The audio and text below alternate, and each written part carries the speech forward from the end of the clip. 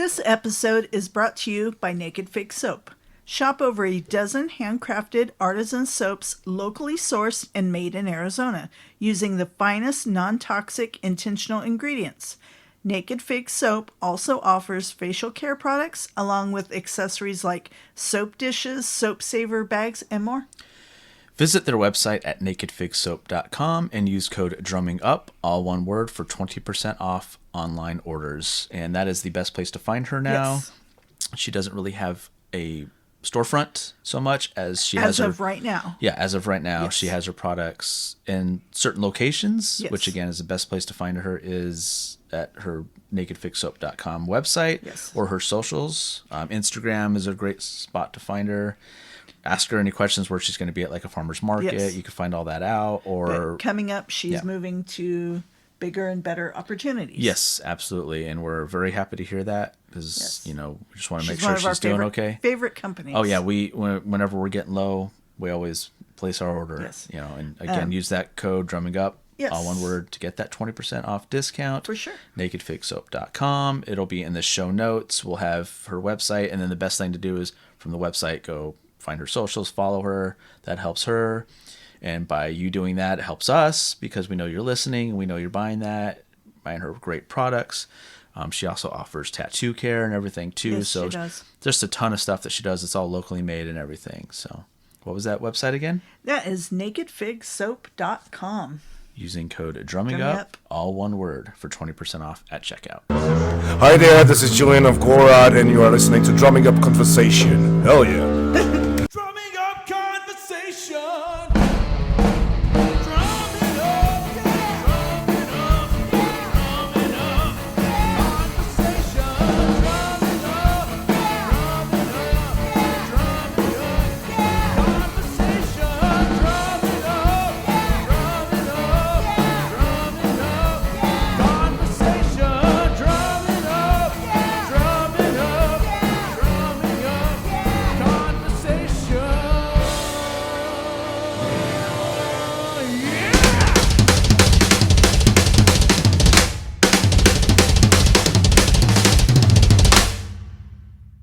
Hey, this is Jeff Bowders, and you are watching the Drumming Up Conversation podcast. Hi, everyone. It's Andrea. And Justin from the Drumming Up Conversation podcast. Since we are the official podcast for the first annual Flagstaff CreepyCon, we will be giving away 5 awesome prize packs that includes a t-shirt, coffee, stickers, and a pair of tickets to Flagstaff CreepyCon. Starting on June 25th through July 23rd, we will be asking a horror-themed trivia question sometime during the episode. The first person to email us the correct answer at drummingupconversation@gmail.com will win one of these awesome prize packs. The event will be held on October 10th, 2026 in Flagstaff at the Little America Hotel. You must be able to attend the event to win. Can't wait to see you there. Yep, we cannot wait to see you there. So make sure you watch and listen to the episodes. Get that question and give us the answer. Be the first one to do it, and you will win an awesome prize pack that includes, again, a t-shirt, coffee, stickers, and 2 tickets to the event. We look forward to seeing you. Hello and welcome. Today we are joined by Tim Tantrum Cheney, guitarist, vocalist, and former bandmate, and a whole lot of other stuff that he does. How you doing today? Doing wonderful. Awesome. Amazing, actually. Thanks for coming out. Yeah, thanks for coming out here. Thank you for having me. Yeah, of course. How's everything been? This year, this year things have been absolutely wonderful. Good. And going in multiple right directions. Good. Awesome. Very good. So I guess first thing to lead off with, was guitar your first instrument? It was Okay. actually. So I started playing guitar when I was about 14. Okay. I got into, well, my first influence was Elvis Presley. Okay. But then when I was about 4 years old, I got introduced to Kiss. By the time I was 14, my mom bought me a guitar. That's where I started. That's pretty much where I stayed for several years until one day I was sitting in my bedroom with a bunch of friends and singing along to whatever I was listening to at the time, and everybody was like, "You're good at that." I was like, "Oh, okay." So I kind of branched into doing both and then other instruments once in a while. Okay. And were you singing and playing guitar kind of at the same time then, or? Um, well, in the first band I was in, uh, was with Eddie Electra. Mhm. We were in a band called Widow, and then of course Eddie ends up factoring into the story a little bit later. Um, and in that band, actually, he was the primary vocalist. I just did backups and played guitar. Okay. Um, but the very next band I was in, I was strictly vocals. How old were you when you had your first band? I was 16. Okay. What Kiss got you into them? What album? The the first album was actually Hotter Than Hell. Okay. Um, my brother had that album, and I used to sneak into his room and listen to it. You know, he never wanted me in his room messing with his stuff, but like I went in there, and it was actually that song, Hotter Than Hell. I'd go Okay. in there and just play that song over and over and over again. Nice. And I guess, what guitar did you have that you started with? And then was there one that you always wanted that you ended up getting? Oh, the first one I got was funny. Okay. My mom got it at Toys R Us. It was the brand, I think it was called Sensonics, That sounds right. Yeah. and it had a built-in speaker on it. It was an Explorer shape, but it was only like, maybe about like the body was about this big. Okay. Um, and the speaker sounded terrible and everything like that. But, as a 14-year-old kid, I absolutely loved it. The whole idea behind getting me a cheaper guitar was like, you know how kids are, like they'll be into something and then 2 weeks later they could care less. Yeah. Um, but a couple years later, and I was still trying to hammer away on that thing, and it wouldn't stay in tune and everything else. And my mom was like, you know what, he's pretty serious about this. So she went out and for my 16th birthday, she got me a $600 PV Tracer. Wow. Nice. Nice. Yeah, gorgeous guitar. And then from there, it made it much easier to learn guitar. Yeah. Do you still have that guitar? I don't, just kind of lost it over time. Mm-hmm. And do you play any other instruments? I play guitar, bass, vocals, and a little bit of drums. The drums actually came in handy one time. Yeah. Yeah, we were this was in Psycho Gypsy. This was back in, I want to say, 2007. And we were playing at the Whiskey. And we all lived in different states at that time, and our drummer flew out. He lived in Colorado, and he flew out to LA. I came in from let's see, was I in Colorado? Yeah, I was still in Colorado at the time. But I lived in Colorado Springs. He lived in Pagosa Springs. Eddie had a house in North Hollywood. So we would go there, stay at his house. And when he got to the airport, he calls us. He's like, "Hey, I'm here safe. Got to the airport. Something wrong with my arm though, but I think it'll be okay." We all just kind of look at each other and we're like, "Oh, like the show's 24 hours away. I don't want to hear that. Yeah. Don't tell me that." Um, and so he gets to the hotel and he calls again and he keeps talking about his arm. So I look at Eddie, I go, "Let's go down there, check it out." So his wife answers the door and she goes, like she's all bug-eyed. She goes, "Oh yeah, you gotta look at his arm." Uh-oh. And he pulls his sleeve down and it was swollen like about this big, and it was bright red. And if you touched it, it was hot. Oh. And like he looked like Popeye Yeah. in that one arm. And took him to the ER. The ER kind of said, well, maybe it was like a, bad spider bite, like a brown recluse or something got him. Um, so like we all look at each other, we're like, he can't play like that. There's Yeah. no way, no way. Um, so we called a bunch of different drummers that we knew in the Hollywood area. They came down like 24 hours before the show, and like nobody could really, get the vibe down that quickly. So I was like, I'll do it. I'm not even a drummer, but I'll play drums tonight. Hmm. Whatever. And I did. I played drums for a full set for the Wow, first time nice. that night. Just completely out of necessity. Hmm. Had you played drums before, like at all?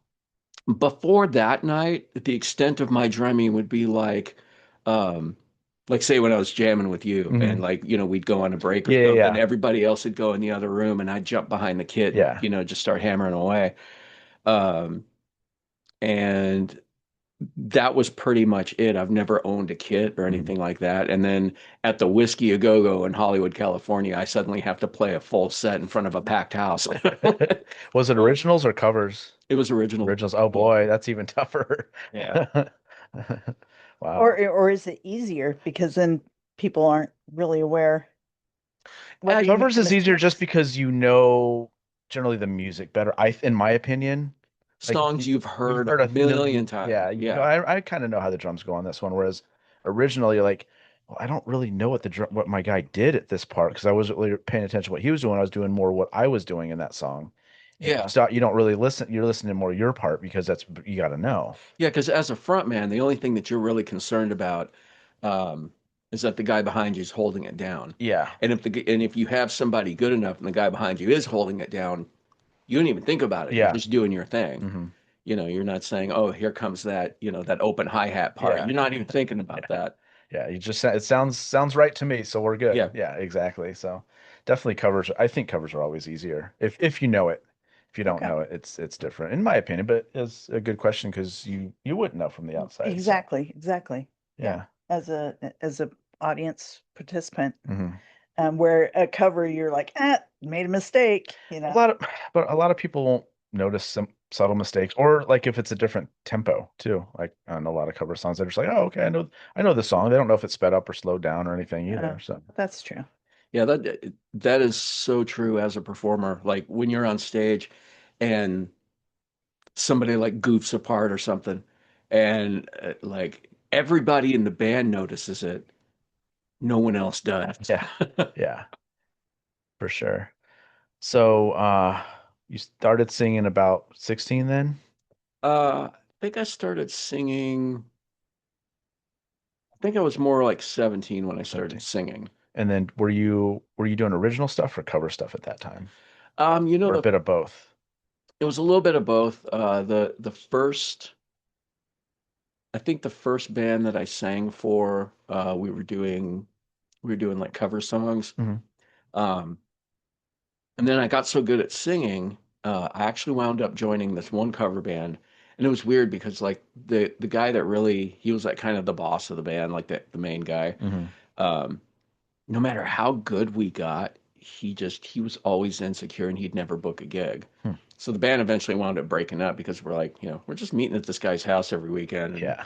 you know, Nothing else is coming of it. yeah, Yeah. it's like these songs sound absolutely fine. We sound better than most of the cover bands out here. And Hmm. he's just like, no, no, we need to rehearse more. And after months and months of that, we're like, okay, you know what? Yeah. But the funny thing about that band was I was 17 and everybody else in the band at the time was like 40 something Oh wow. because I was the only guy that could find that could sing the songs that were on their list. Hmm.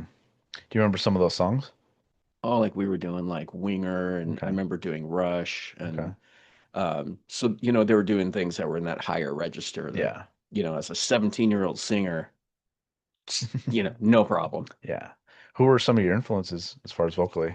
Vocally, I always went for vocalist with a lot of stage presence and a lot of vocal power. So like my favorites were like Sebastian Bach, of course, Blackie Lawless, Hmm. um, and singers like that. Paul Stanley, definitely one of the top influences. Okay. Dio. Oh, definitely Dio. Dio. Okay. Yeah. Yeah. So I hear some Dio when you sing as well a little bit. So Yeah, yeah. that's it. You can kind of hear like it's sort of an amalgam of everybody Yeah. in there. Yeah. It just kind of comes out naturally. Because I mean, that's the thing about it is you have your influences and they come out every once in a while, but you also find your own voice. Yeah. Same thing with me playing drums. Like I'll play you can hear all my influences. You might not know you're hearing them, but I'm playing them, but I'm doing my own style towards it. So, Yeah. that you can't help doing that. Everyone's influenced by someone, and you don't even realize that half the time that you're like, oh yeah, I didn't even realize I did that. Yeah, I kind of hear that. Yeah, but in the moment you're like, no, I was just doing my thing and doing what fit the song. It just happened that my influence came out in that moment. So Yeah. Some of the artists that seem like they're just absolutely the most original, like, Mhm. oh man, there was nobody like this guy before this guy. They absolutely came from somewhere else. like Axl There was, Rose. yeah, there was some influence prior to Yeah, them. And you don't notice it until somebody points it out. You're like, well, yeah. listen to this guy that was, came like 15 years prior. Yeah, like And Nazareth with Axl. It's like you yeah. go back and listen, like especially Nazareth live. It's like that's just Axl Rose. Mhm.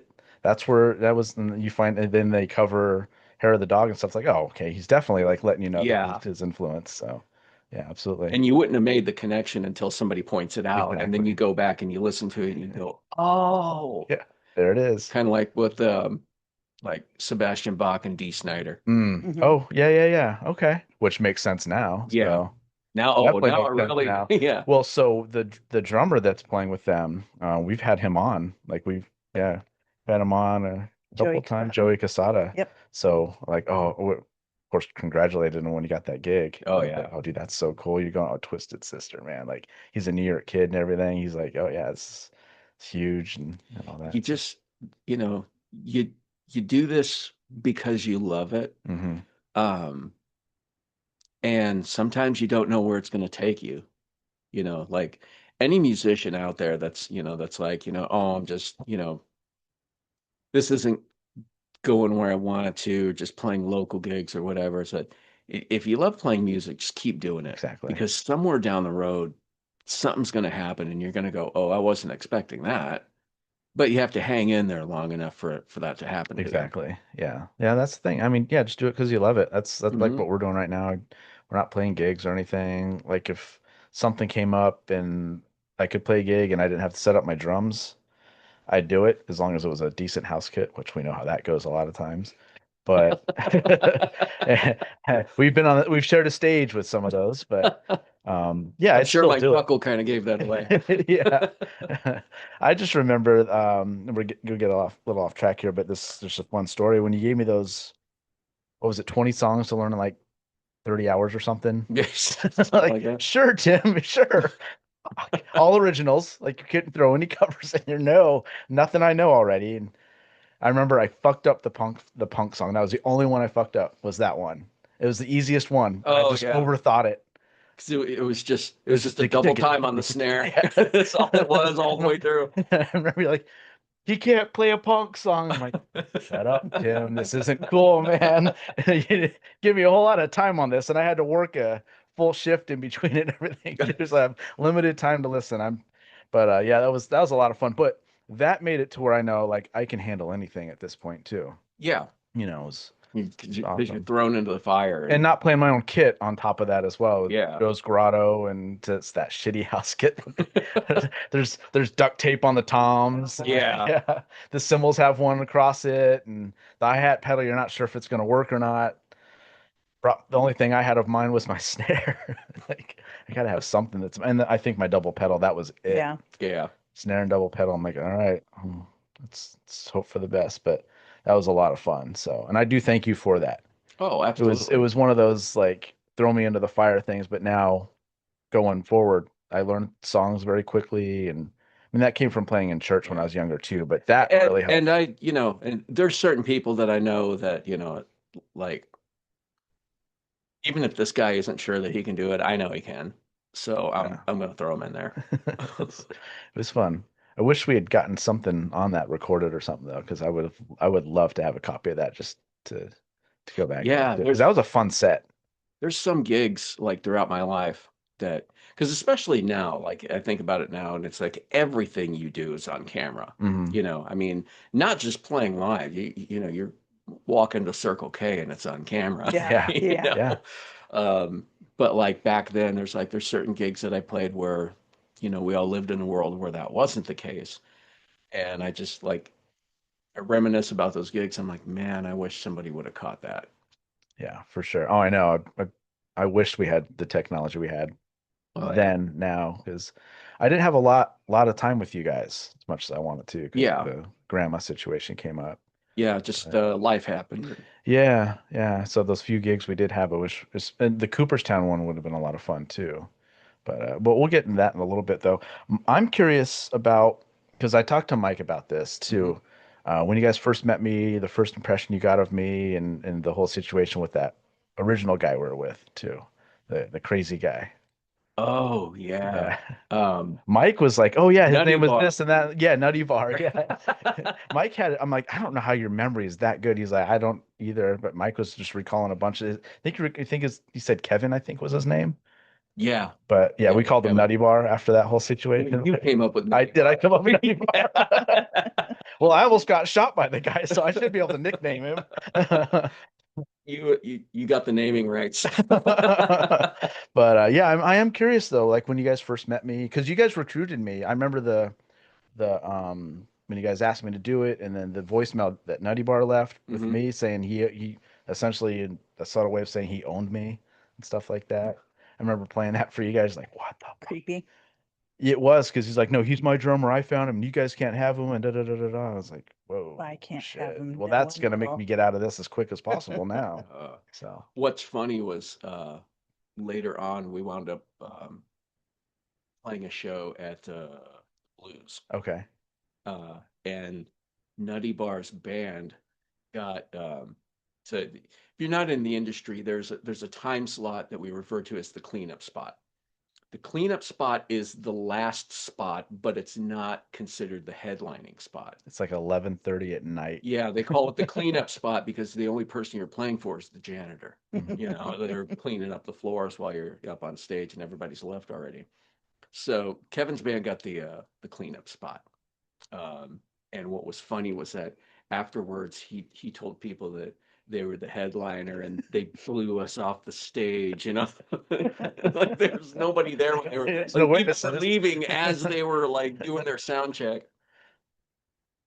So the guy's still in the same spot he was, huh? How Yep. long ago was this? Oh, let's see. That would have been probably about 2011, Oh, 2012. okay, okay, all right. So what made you recruit me? Snake City Playboys. It was just the style and the vibe. I need Um, a little ego boost right now, so I just need to. No, I'm just kidding. No, I think I asked Mike the same thing too. Is what got your attention as far as wanting me to join? well, when him and I were discussing what we wanted, um, because of the style of what the songs were, you know, we wanted somebody that was a straight ahead rock drummer, but you know, at the same time, we didn't want the drummer of AC/DC, you know. So it's like we got to find somebody that has to have like a mesh of both that straightforward, hard hitting rock feel, um, but at the same time has some technical chops too. You know, every once in a while throw in something that people go, whoa, because that's when like a really good drum fill will stand out. Mm-hmm. You know, when you know if you got a guy that's just uh Tommy Lee does this all the time. You know, like Tommy Lee will just be playing, just hitting the drums really hard and just doing a regular 4/4 AC/DC kind of thing. And then he'll throw something somewhere in the middle, like, Mm-hmm. you know, between a guitar riff and a vocal line where there's an open spot there. Um, and because it's just in that one little spot, it makes it sound 10 times more impressive Mm-hmm. because he's not doing it through the whole damn song. Yeah, you're making it count. Right. Yeah. Okay. And that's exactly what we heard in your playing. Okay. Nice. It's good. Yeah. Yeah. No, it was fun. I mean, that was fun. That was one of the highlights of my playing career was when you guys were like, "Hey, let's ditch this cover thing and let's go do originals and we'll rehearse it." I think we were rehearsing at Mike's house at that time. Yeah. In This back room in the there. back room. Yeah, that was fun. That's the first time I really knew that you could play drums and stuff too. That was Yeah. cool. You just jumped on them, and I was like, yeah, if I can't break them, you can't. And you're one of the few that's taken me up on that. I tell people all the time when they come over and see, I'm like, jump on, man. Go hit them. You Yeah. can't hurt them. Trust me. If I can't, you can't. I hit the hell out of those things. So if I can't break them, I'm not worried about someone that doesn't know what they're doing it. So But yeah, you were the one that few took it up, and that was cool. I just like playing with you guys, man. It was fun. Yeah, So the songs were fun, you know, yeah, uh, just like that straight ahead rock and roll. yeah, and the trio thing. So that Yeah, was fun. I always like doing that. Yeah, man, it was. I just had a blast. there was a good because Snake City Playboys ultimately wound up being a four piece. Okay. Um, but there was something about that dynamic that was kind of rare between me, you, and Mike because like a lot of trios, you can kind of tell there's something missing. You know, like the guitar player goes into the solo and the bottom just kind of drops out. Yeah. Um, but that wasn't the case with us. And I remember, uh, like when we'd play for other people, they would say that all the time. They'd be like, "You guys don't sound like a three piece. You Mhm. sound like a four-piece band, but there's only three of you." Yeah. So there was just something about that chemistry there that just made it sound full with just the three of us in the room.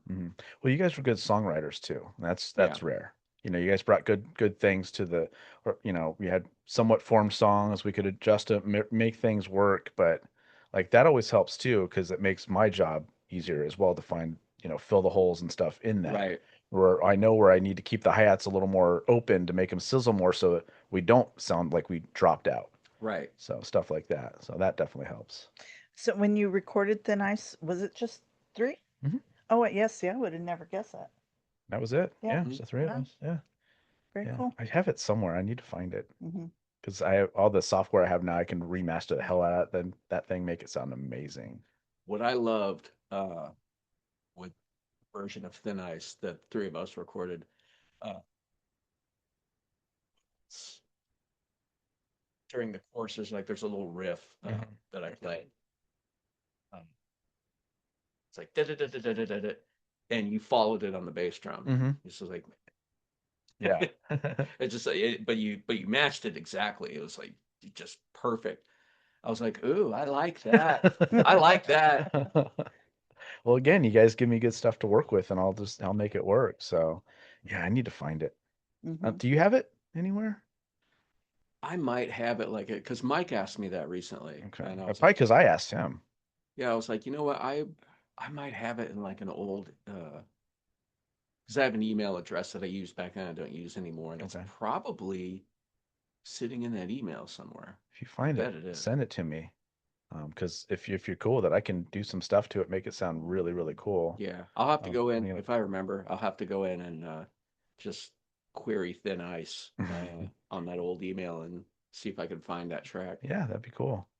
Because I've like because I handle a lot of like the post and all that and the final mix and master before we send it out, and I've gotten really good at doing that. I actually enjoy it too.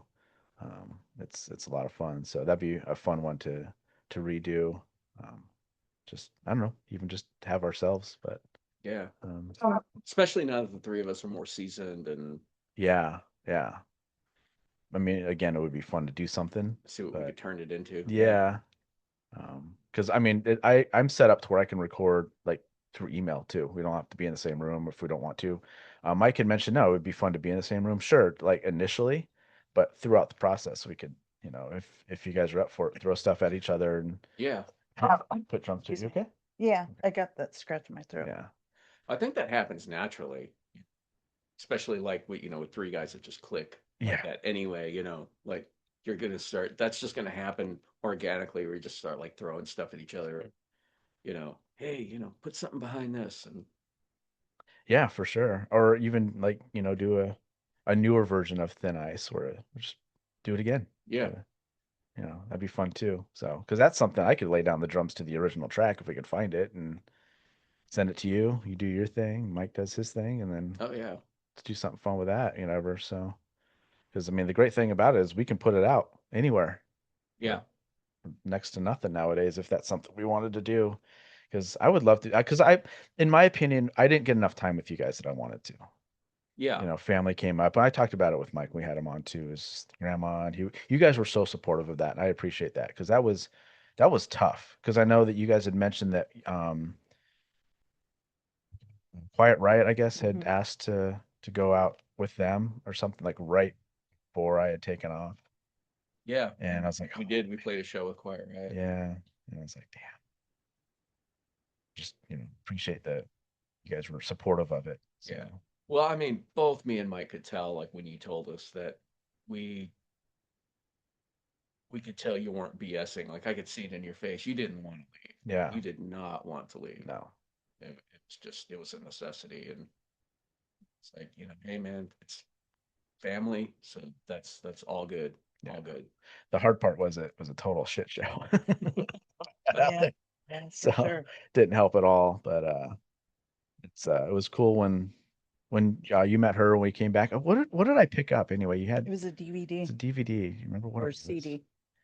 DVD or Because CD. I've been trying to remember that too. I'm like, wait, Is it- I know we stopped and got something. I don't remember what it was. It was a CD. I think it was a Let's CD. see. One thing I thought was cool was there was like there was like a little girl at that show, and I think it was a drumstick or something. She came up and she had all of us sign it, and you were sitting right in Oh, front of me. yeah. And I handed it to you, and I go, you know what? You should sign this too. That's And you right. did. Yeah. You autographed it for her. The hardest thing to autograph. A drumstick. It is, especially one that's been concert used. And it's all like nicked and beaten. Yeah. Where's the spot? It also just it looks like you had like your hand was shaking the whole time if you signed the parts that were hitting the cymbal. It's like it looks like you were doing that with like, no, I signed it straight up, but it just looked like that. Yeah. I was on cocaine when I signed this. So yeah, that's right. And then Damien was there, right? He was. My brother's kid. And I remember he was really scared, and you guys came up to him and were, talking to him and hanging out, and he ended up having a really good time with that too. And then I remember who was your drummer at that time? What was his name? He had the really cool Yamaha kit. Yeah, his name is Sean. Sean. Okay. Yeah. I remember him picking my brain too, which was really cool. He's like, hey, I'm struggling with this and that. And I was like, hey, yeah, just you're good, you're good. He was, that was a really cool moment too, or he didn't have to do that, and he came up asking me questions and picking my brain on certain drum fills and drum parts and stuff. And I was like, that's cool. So Yeah, he was a cool dude. yeah, and it was fun playing that.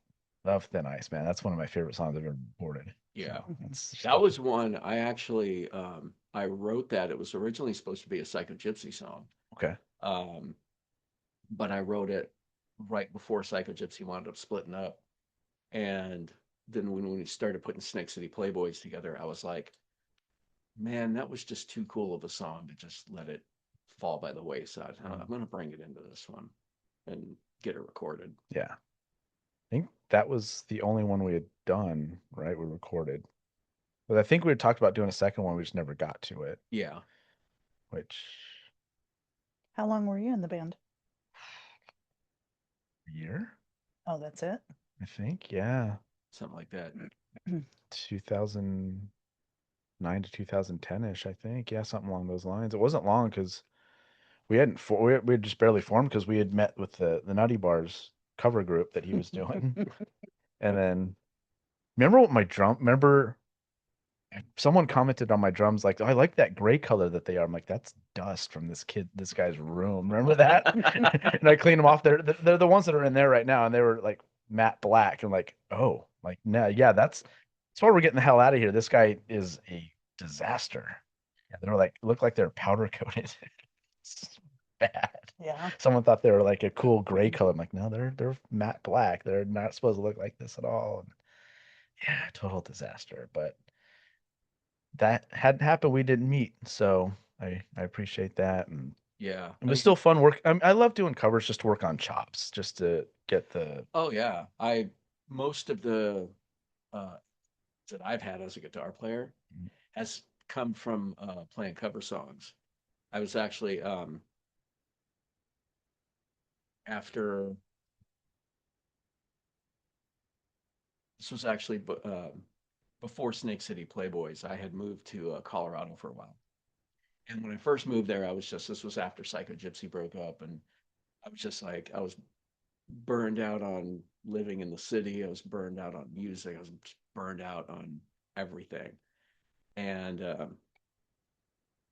so I moved to this little town, this little mountain town in Colorado. The whole town's literally 1 square mile. Wow. There's an airport there, and if you look at a satellite photo from the air, um, the runway runs the length of the town. Oh my God. It's a small town, um, but as it goes with musicians, after a couple years of that, I was like, man, I need to start playing again. So I found a group of guys who were pretty much the only musicians in that town. And we put together an 80s cover band. We called it Hair Force One. And Hair Force One was a lot of fun. And this town, like, there's a major college there, Western State College. And none of these college kids have anything to do there. So what I didn't realize the can of worms that was opening. So like we rehearsed an entire set, got it ready, booked a show at this local bar there, and I put up a flyer. It's basically saying 80s hair metal, and put like the names of the bands that we covered. It's a Doc and Rat, all that, and within literally seconds of me hanging up the first flyer, which I hung up by a guitar store, I see this kid walk up, and he stops, he looks at the flyer, pulls out his phone, starts like calling his buddies. He's all like bug-eyed and everything. And that first show, you couldn't have got another person in there with grease and Wow. a shoehorn. Wow. It was just crazy. But the set that we did, the other guitar player we had, he was pretty much just a rhythm guitar player. Not that he couldn't play leads, he could. He was a really good lead player, but he just preferred just strumming chords and doing that, being aggressive on his guitar. And he played a couple leads, but they wanted me to do most of the lead playing. And they would pick a lot of the songs, so like they'd pick like a Rat song. I'd be like, man, that's a Warren D. Martini lead. I don't know if I can. And they're like, oh yeah, you can do it.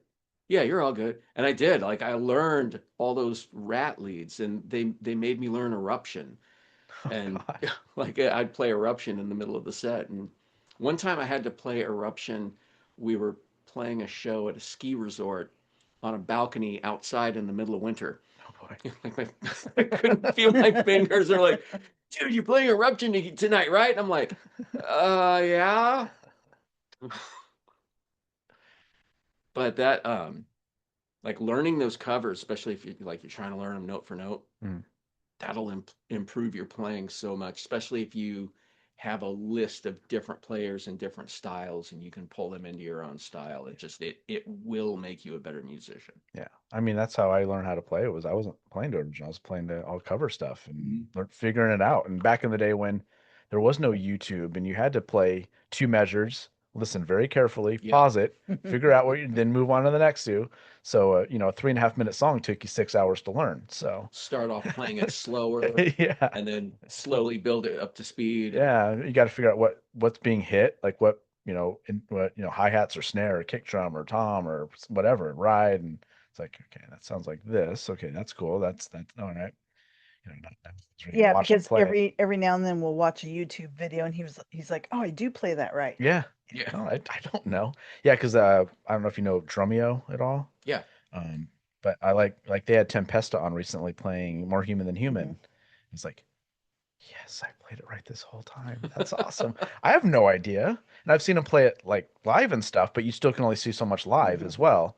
But watching him with, the overheads and, close cameras and all that, it's like, okay, cool.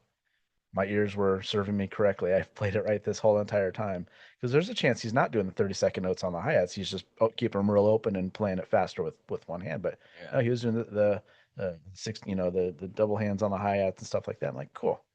It's funny, and I'm probably going to like really date myself and reveal my age here, but like when I first started playing guitar when I was 14, that was when vinyl was still the primary medium.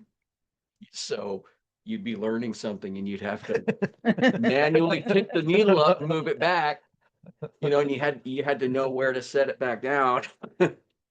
Yeah, mine was cassette.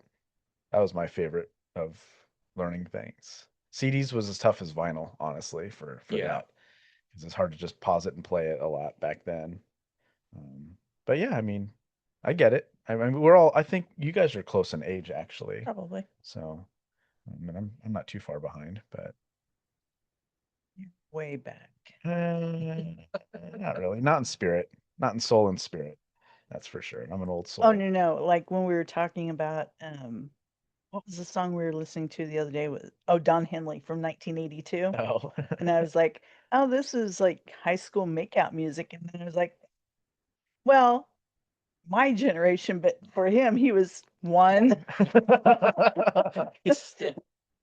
Hey, I was born in one of the greatest years of bands forming. Pantera, Motley Crue. Crue. Yeah. There's a lot in 81. I can list them off right now, but Yeah. those are the two big ones for sure. So I'm proud of 81. So. And I still got to listen to great music on the radio at that time too, because it was the stuff you were mentioning, Zeppelin and Rush and Boston and I was just having Beatles. a conversation about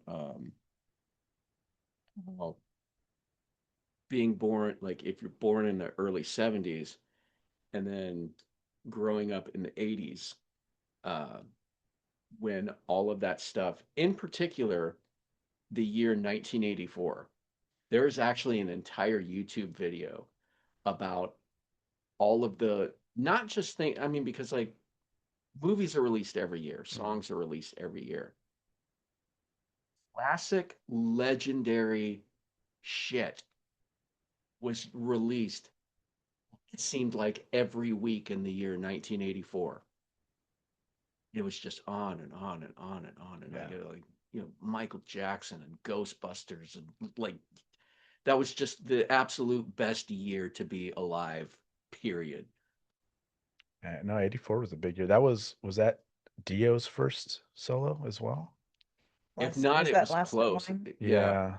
If not, if it was close, it was around there. Yeah, I Yeah. think Last in Line was earlier than that. But I mean, you had Van Halen, Van Halen, Motley yeah. Shout at the Devil, and Twisted Sister is big. Twisted, yeah. Yeah. Stay Hungry. Yep. Stay Hungry. Oof. Oh, Yeah. what a great album It's that on the was. CD player right now. Yeah, it's the new one they just came out with though. They just did like a whole 40-year whatever remaster. Crocus was big. Although you've never really gotten into Crocus. A little bit. I've- I think you guys got me into Crocus a little bit more than I originally did. 'Cause I think Yeah. there's a Crocus song that we did. So, I remember Ugly Kid Joe was a fun one to play with you guys. Oh yeah, we did that one. That was fun. Yeah, man. Which one? The I Hate Everything yeah, About yeah, You? yeah, yeah. Yeah. That was fun. Getting to hear Tim belt that out was Mm-hmm. cool. Especially that very end. Oh yeah, it's just like riffing as fast as he can. Funk part. Yeah. Great. It's cool. That was one of the highlights because I'd never played that one before at all. Like even just with headphones on and stuff. Just that was the only time I'd ever played it myself. That was cool. It's a crowd favorite too. It is. Start playing that for people. Well, because not a lot of bands do it. Yeah. So, and as soon as you're like, oh, I remember this. Mhm. Yeah, that I remember liking this song. Yeah, one of those that people just forget about because they only had like one or two hits, and just kind of fell by the wayside. But what else was fun that we did? Oh God, what was that really slow? What was it? Dokken, the really Alone Again. Alone Again. That was tough because that tested my tempo. Yeah. That is a slow and tempo. at fact that we were a three-piece, so I had to be George and Don at the same time. Yeah. And then for us to not sound like something fell out in a song like that too, being so slow and all the melodies and rhythms and stuff to it, that was There was a couple ones like that where it's like, man, I got to be this guy and this guy. One of them that really stands out for me was doing "Never Enough" by LA Guns. okay. And singing the Phil Lewis stuff, and then having to switch my brain gear from being Phil Lewis to being Tracy Guns. Yeah. In that just amazing solo he plays in that song. It's just like, I don't know if it's a knob or a switch. It's just like, okay, click. I'm someone else now. Yeah. Yeah. No, and that was great about you too. You could adapt to a lot of things, both on the guitar and singing. So, and I mean that's good to have. And I mean, being the guitarist, I think doing that helps too because you can tune Yeah, correctly as well, which is a cool little trick. Um, but I mean, Mike made it easy too. yeah. Mike, he was such a melodic and rhythmic bassist at this But point. Like he and was that's so the it helped us both out. Like, yeah, because that's part of what filled up that empty space of being mm-hmm, a three piece. mm-hmm, Um, because of the bass player's just holding down the pocket, and that's really all he's doing. Then that's gonna put extra burden on the guitar player and drummer to fill up those empty spaces. yeah, yeah, Yeah, but the three of us kind of struck a balance where like we each had our part and we each held our part, mm-hmm, so there wasn't any um, unneeded burden on one person or another. yeah, Everything was really equal. yeah. No, it was fun because I'd always played in either four-piece or five-piece bands because I was always like the prog stuff, so I liked having the Yeah, keyboard and all that. But I really enjoyed playing with the three-piece, and that actually kept it to where I've always wanted to be a three-piece with like even what I'm doing now is just a three-piece. I think it's easier. Um, the only thing we don't have is bass, but I have a keyboardist, and that's the great thing about if you don't have bass and keyboard is good hmm, because they can add layers of bass to it yeah, like the and fill in. Doors. Exactly. Yeah, exactly. Because that's we're just keys, guitar, and drums when what I'm doing now. But again, we're just recording. We're not looking to play live shows and stuff. If we do, we'd probably get a bassist to help out. But Yeah, that got me to go, okay, three piece is a lot of fun. I mean, Rush is my favorite band of all time. So I always like that aspect of it. And you guys reminded me of that, or doing that reminded me of a lot of Rush, where you close your eyes and you don't think it's three guys on stage doing that stuff. And because exactly. there's Yeah, no fallout. There's no, um, we hear that, oh, they play too many notes, stuff. They have to play too many notes because they're a three piece. right. If they don't have that backup plan where they have that fourth guy that can fill those gaps. They have to fill those gaps. And that's what we did. We did it necessarily. We did it because we had to do it. You know. Well, and Rush is one of those bands that they understand what sounds good. Hmm. I mean, like there are some prog bands where like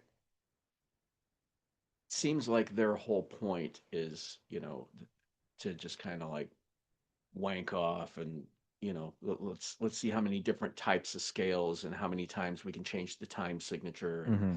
um and it makes the song unlistenable. Yeah. Rush has the chops to do that, but they don't. They're like they understand that there's some things need to be repeated. Hmm. You play it once. Like if you play it once and then you just jump right into something else, it's memorable if you play something three, four times. Yeah. Especially if it's a really good riff, and it's a listenable riff three or Hmm. four times before you jump into the next thing. Oh yeah. Rush has that down. Yeah. Yeah. For sure. Yeah, and that's where a lot of like people are like, hey man, you should check these guys out. I'm like, it's not my thing. Like, but it's prog, man. They keep changing the tempo and the time signature. Like, yeah, that's not what prog is to me. Prog is writing good songs Yeah. that you're thinking outside of the box while you're making the song. Like you can repeat. You can do things, but you can also change it up throughout the song too. You can have a 10-minute song, but a lot of the great bands they have probably the same part repeated for 4 minutes of that 10-minute song also. They don't keep going, okay, we're gonna go 9/16 because we can, and they go 7/8 and 3/4 and 5/8 and no. It's gonna sound like a bunch of noise. You So know, after you had left, me, Mike, and Sean wound up opening for Mr. Big at the Marquee Theater. Oh wow. And how it is, like if you're playing one of those shows where you have to sell tickets. mhm. The more Yeah. more tickets you sell, the better the time slot. Well, this other band sold like three or four tickets more than we did. So we went up there, we went on and did our thing. And Mhm. as we're walking off the stage, people are like screaming, got the horns out, and it's just like total just electricity. Um, And then this other band goes on, and the crowd just went, It's okay, sweetie. just like somebody Yeah. just ripped the rug out from under it, but it was because of that. Like we were sitting backstage listening to this band, and I was just like, I couldn't figure out any of the songs. And then like there were two songs that were right next to each other that I didn't realize were two different songs. It sounded like they just played the same song for 10 minutes. And every time they would end a song, you would just nothing, just dead silence in that room. And like all these other people were like, man, why didn't you have that time slot? Because that just didn't make any sense. Although you might have lost people too. They might have all been in the Yeah, concessions yep. and stuff also. I have had that happen. I Yeah. remember in Psycho Gypsy, we played a show at the Nile Theater. Band that went on before us. Not only were they not good, but like they didn't really understand how to adjust their equipment. So like the guitar player's tone felt like sewing needles going into your eardrum. Just and people were literally. I remember Louder is better. No, Yeah. sounding good is better. there was actually a decent crowd when we got there, and I was getting like kind of excited. I'm like, oh, we're gonna play for a good crowd tonight. And as this opening band was playing, I saw people leaving the building literally with their fingers in their ears. I was like, oh, that's not a good sign. And they did. They cleared out like half the room. Yeah. That's like when we saw Adrenaline Mob in LA and those three bands before, they were like Oh yeah. death metal, but like the not good death metal to where every song sounds exactly the same as the last one. Yeah. And it was three of them in a row. I'm like, oh my God. And there then- was 4 openers. And we had a great, I mean, we were at the stage. And do you know who Adrenaline Mob is? Yeah. Like the original iteration, Mike Mhm. Portnoy and all those guys. Yeah. So I'm like, I'm not leaving. I'm just gonna have to suffer through this, which is the worst. But yeah, we're like, covering our ears and because like if we go anywhere, we're not getting these back.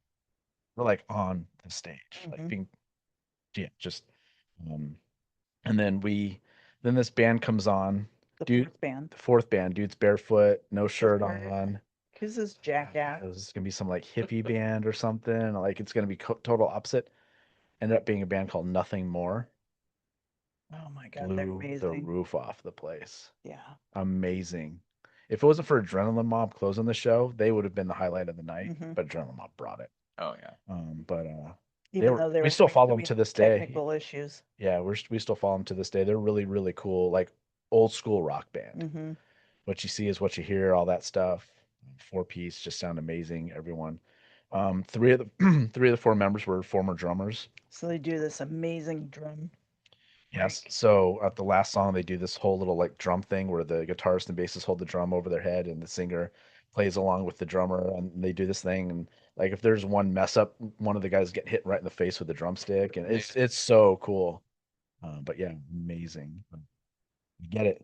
Like those, if it wasn't for us having that great spot in those first 3 bands, we would have been out in the concessions. Like, when's this gonna be over? I think the worst one by far that I've seen was I had a friend of mine that he was on a national tour. By this time, I had a completely different lineup of Snake City Playboys. I actually had my son playing guitar with me. Mhm. Um, I think that's when we played at Cooperstown, right? yeah. Yeah. And so I get a call and he goes, hey, I'm on a tour. He goes, I kind of need what they call a jump gig, which is where, like you're traveling from, say, Colorado to Texas, and you want to kind of squeeze in a gig in the middle there somewhere, Like New Mexico or something. Yeah. Yeah. So that's basically a jump gig. It's not like a weekend or, you're not going to be playing for a huge crowd or anything. It's just something to kind of fill the gap, so to speak.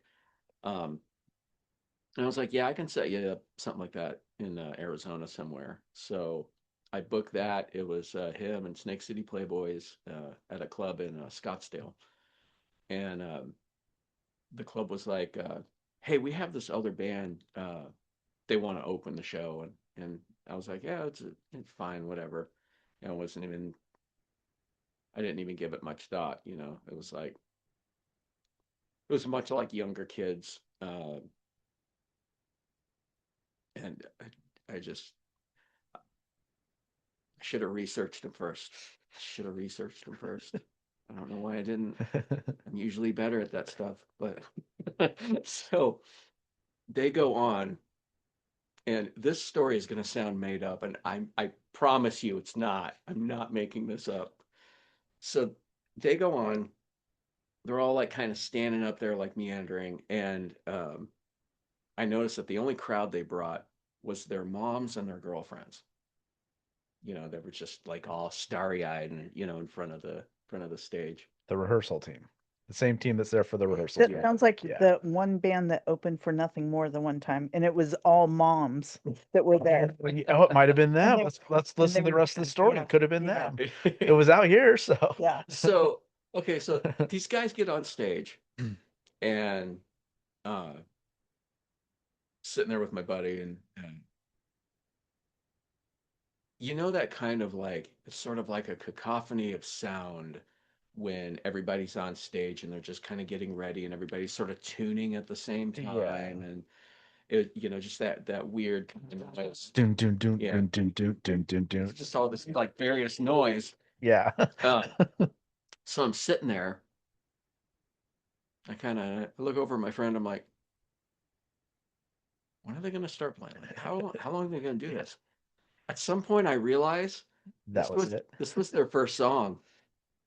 It was a song I was hearing, and I was like, "What the hell?" And then there was a guy that had like this bongo drum under his arm, and to no particular rhythm, he had this like mallet, and he's just like in a shit out of it, and the end of it just flies off. Oh, And he doesn't, like, he's so into it he doesn't realize it. Now he's just hitting it with the stick with no mallet. He can't hear it anymore. And like the vocalist comes in and the lyrics are like, penis in the sky, penis in the sky. And my friend looks at me and he goes, dude, are we getting punked right now? And their girlfriends are like, ah. Just needed Yoko singing in that, and we're good. we saw another really bad opener for. Remember that one? The Wild. Was it that? They were all wearing denim. They all wore denim, like fake denim jackets, and between the break of every song, they were like, "We're from Scottsdale." Like, Oh, well, we're in Scottsdale, so that's even cooler. Makes sense. Should have been oh like, my God, what yeah. street? Because after every song, we're like, let me guess, Scottsdale. Yeah, yeah, they had jean jackets on, faded jeans. They all had did the same dance in every Yeah. song. Yep. Yeah, just had to match. Yeah, it was brutal. And, yeah. So yeah, we've seen some crazy shit too. Yeah, and then there was that one that opened for Nothing More. It was all girlfriends and moms and stuff. So I don't remember them being that bad.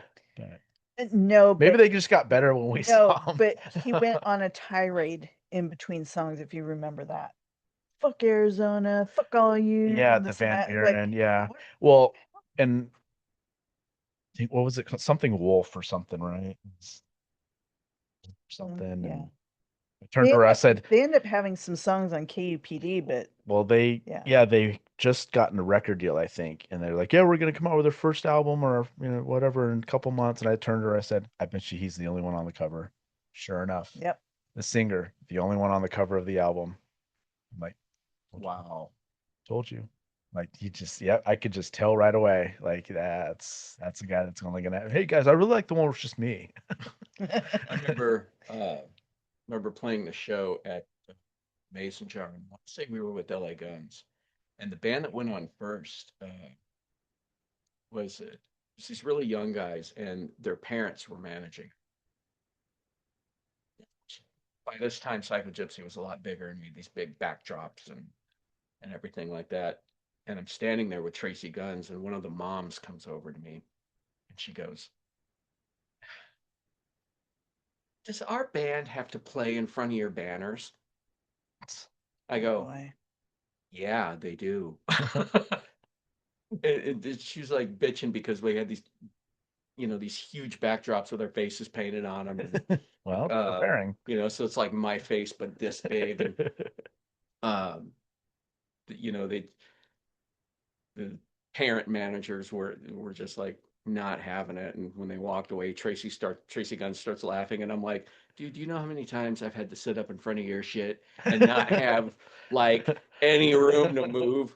I mean, we another played with LA Guns like 9 times, but there was this one night where it was exactly that. Like they had their back line up, and this was a stage that barely accommodate 2 backlines. Oh boy. Yes, barely. So I had just bought these like patent leather boots. And they were brand new, so they weren't broken. It was like stiff as hell. And they had like 8-inch heels on them, and just really super glam rock boots. Mhm. And I put them on just to find out that LA Guns' stuff was so far forward that by the time I got on stage, all I could do was just stand there. And like, it's bad enough wearing shoes like that, but when you can't move and you have to stand in one place for 45 minutes, I was just like, I was praying for that gig to end. And Steve Riley, rest his soul, was sitting off to the side of the stage, and I pull these things off, and my feet instantly started to swell up as soon as I got the boots off. He just looks at me and he's like, I do not miss wearing that shit. I can He imagine. got a good laugh at my I expense. can So. imagine. Yeah, that's the great thing about playing drums. I don't have to wear shit like that. No one knows. I could be barefoot if I want to. Yeah. Back there in SpongeBob socks. It's whatever. Exactly. Yeah. No, I don't miss that kind of stuff though either. I like just, you know, just jamming, just playing. Yeah. So, um, what are you working on now? Well, just getting back into everything, and it's kind of overwhelming because I'm sort of throwing myself into everything at once. So I unfortunately had to take about a 2-year break away from music, and at the time, I had several projects going on. So original project with my drummer Will called Crash Vagabond, which is very similar to Snake City Playboys. That's straight ahead rock. Um, Will is an excellent writing partner, so he brings a little bit of a different vibe. He's more metal than I am. Okay. So it's like, I can write something with that hard rock vibe, and then he can come in and just give it a little bit extra bite. Um, and we had actually released a bunch of stuff, and here recently, uh, there was a small little music company called Universal Music Group that tried to assume our copyright. Oh, And we're like, no, no, we're not like a lot of the other bands out here on the streaming services. We actually have our songs copyrighted. Here's the paperwork. yeah. And it was a lot of back and forth. And Will doesn't have patience for bullshit. So he messages me one day and he goes, fuck it, we're just going to pull everything down and re record it. And I trust him, so Yeah. I'm like, okay, all right, 100%. Let's do that. Let's go back in. We have better equipment now anyway. Mhm. We'll go back in, make it sound better than it did before, and then re-release it. Yeah. Do it on our own label if we have to. Mhm.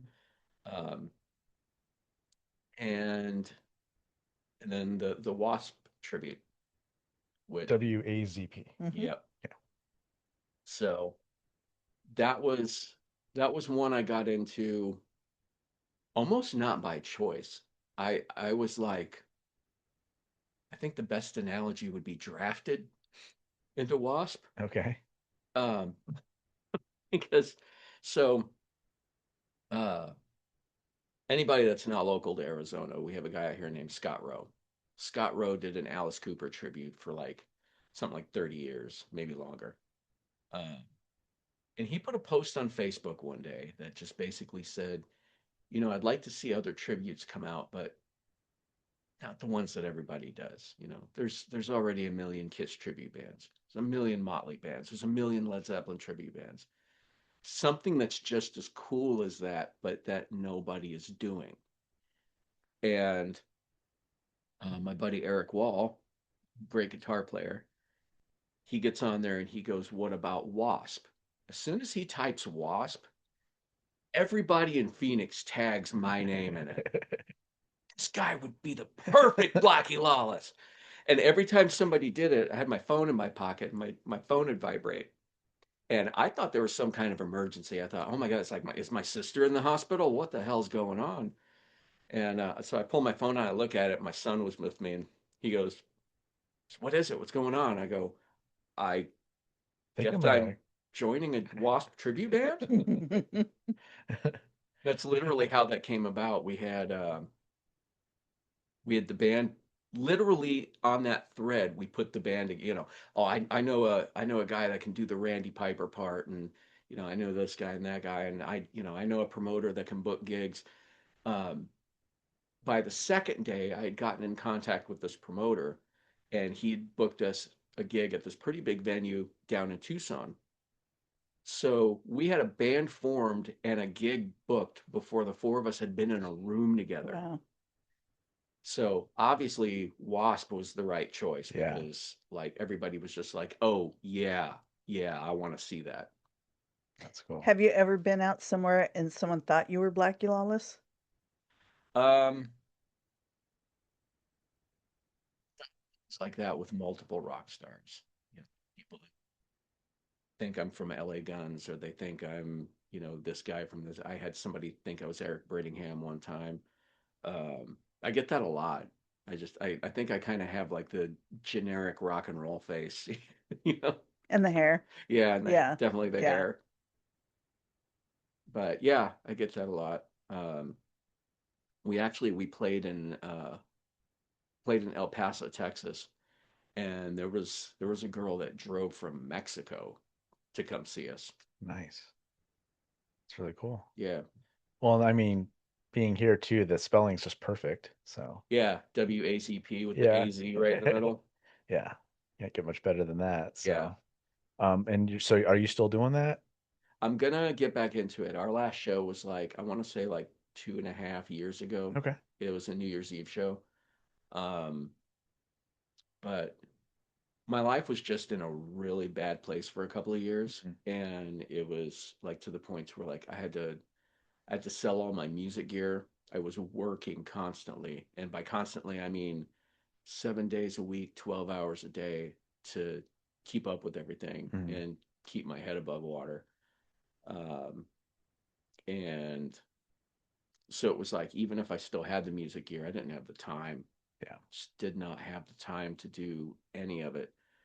Um, and I finally fought my way out of all that, and now everything's like a lot better. I just started buying music gear again, and I'm getting in touch with everybody, and I'm like, hey, is everybody still interested in firing all this back up? And Mhm. fortunately for me, everybody's like, hell yeah, Cool. let's do it. It's awesome. And that included like a conversation with you and Mike. Yeah. Hey, Yeah. let's all get in a room. And I'm like, hey, I'm in a good place now. Yeah. This is a perfect time to do it. Yeah, that'd be fun. I mean, because again, I don't think at least me personally, I didn't get to fulfill what I wanted to with you guys. And it'd be fun to do like a EP or something, or just have some fun and Absolutely, yeah, just because I like, especially like Thin Ice, I would love to redo that. yeah, And I know there's a couple others too we were working on at the time that I was like, man, I wish we had gotten those laid down too. Suck just having the one song also just didn't feel, fulfilled with it. So yeah, that'd be a lot of fun. Um, again, like we're pretty open on schedule as far as that as well. yeah, There's no rush on anything. That's the great thing about it too. There's no deadline for anything, all that pace. Because I know that you've got a couple other things going on, and Mike has his life as well, and, yeah. and everything. Casting every weekend. Be fun. I mean, I'm on TikTok. We could do like a live TikTok thing would be fun Oh and yeah, stuff that like would be that, great. and make it all social. Like first time in it's 20 years now that Yeah. if we were to do this, Yeah, what was it, 2009, right? something like that. Yeah. Yeah. So, geez, yeah. Crazy. Time flies. Is your son still playing? He's living up in Utah now. Uh, he's doing really good. Uh, that was actually that sort of happened unexpectedly. So we had we had this one guitar player in the band that you hear all the stories about Kiss and Vinnie Vincent.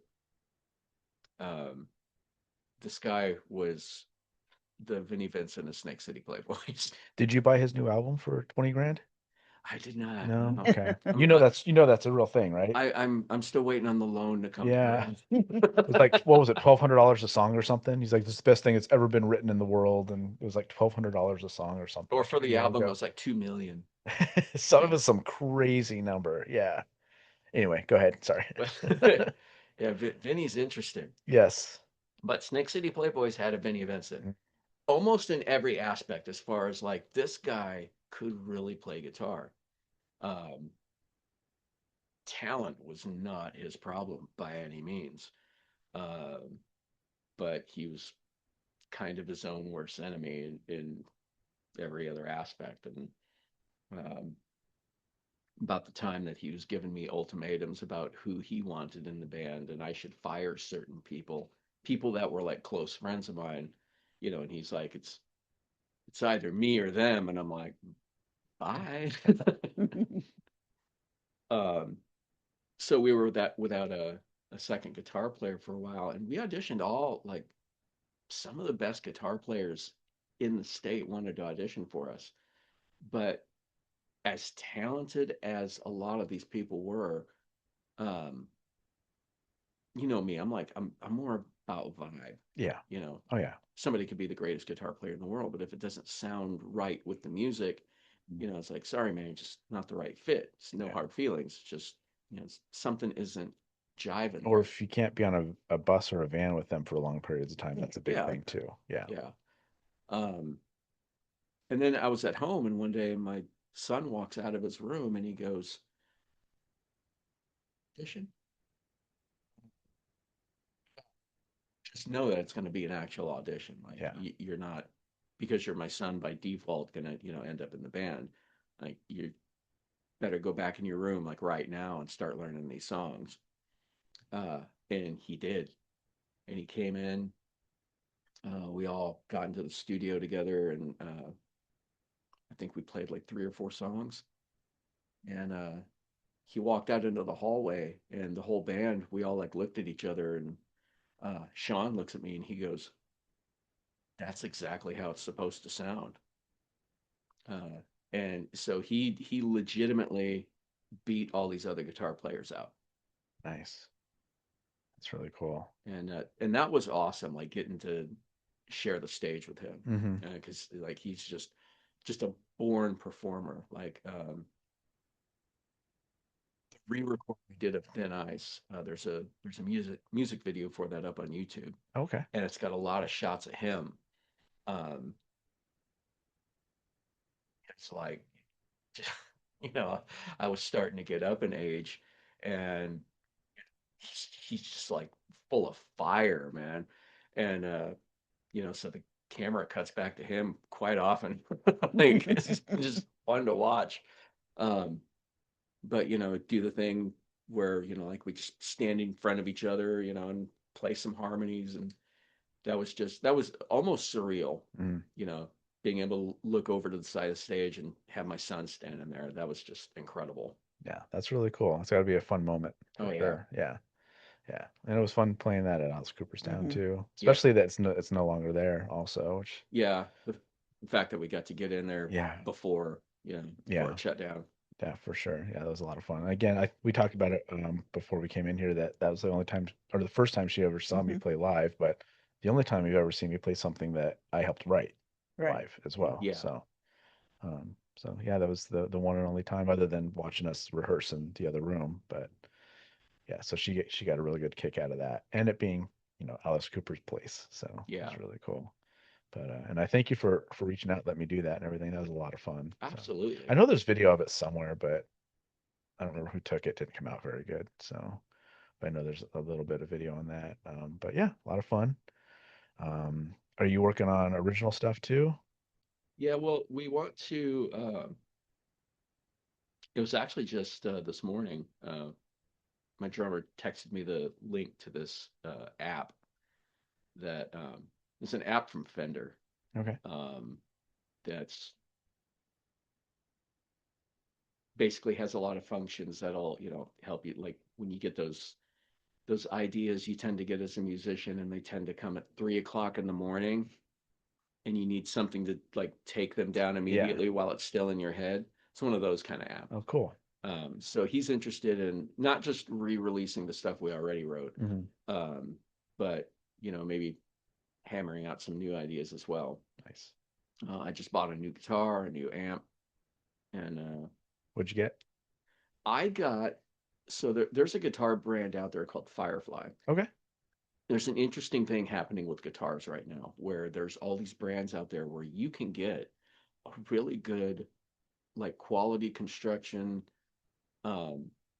good paint, good finish, doesn't go out of tune, has decent, features on it, good electronics for like $250.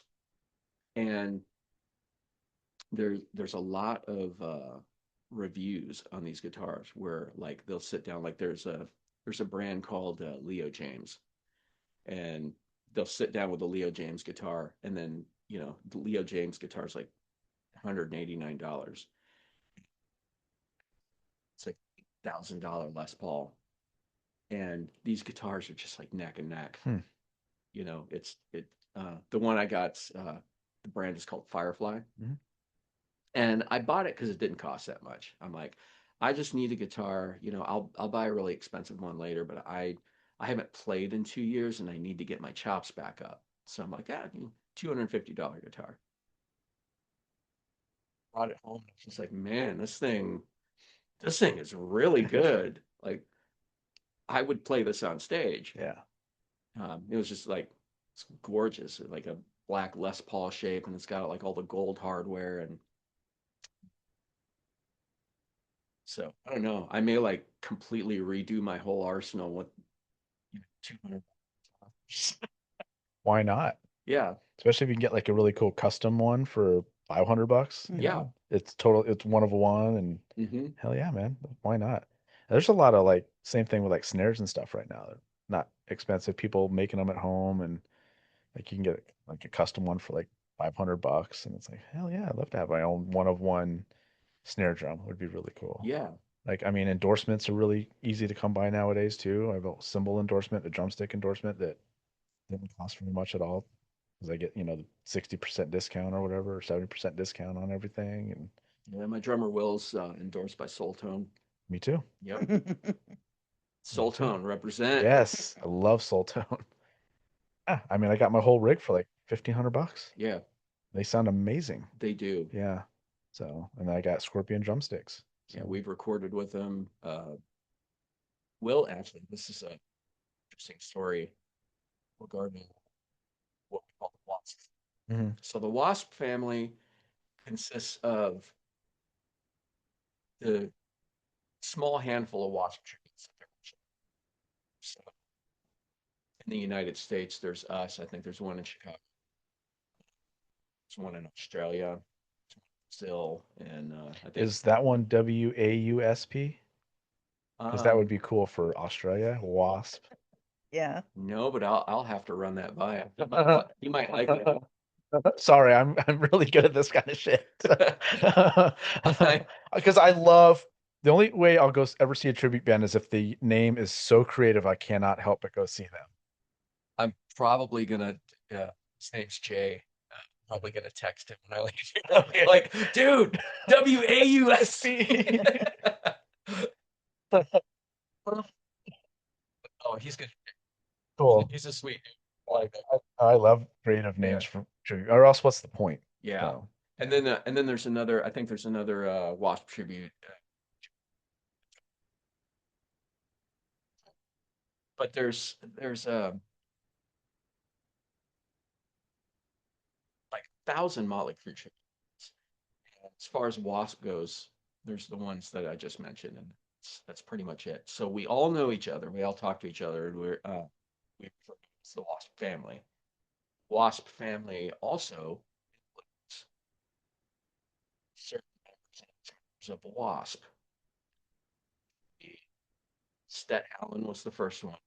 Stet actually he flew from Las Vegas to come to our first show. Cool. Our first show, we had Stet Allen in the crowd. No pressure. Yeah, no, not at all. Especially when Easy gig tonight, guys. Easy gig. Yeah, no pressure. Especially when you played Chainsaw Charlie. Oh God, I love that song. That's intense. Albums. Oh yeah. Other members of the Wasp family. It's actually his homes. So my drummer's sitting around one day. His phone rings. It's his wife. It's Chris. And he's like, oh, hey man, I'm, playing a festival in Texas.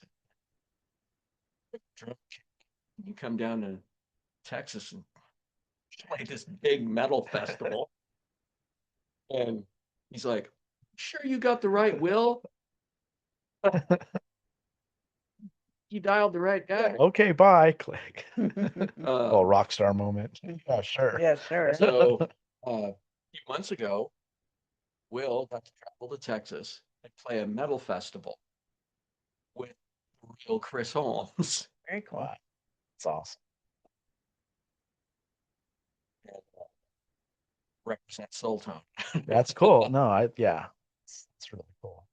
Just like saying,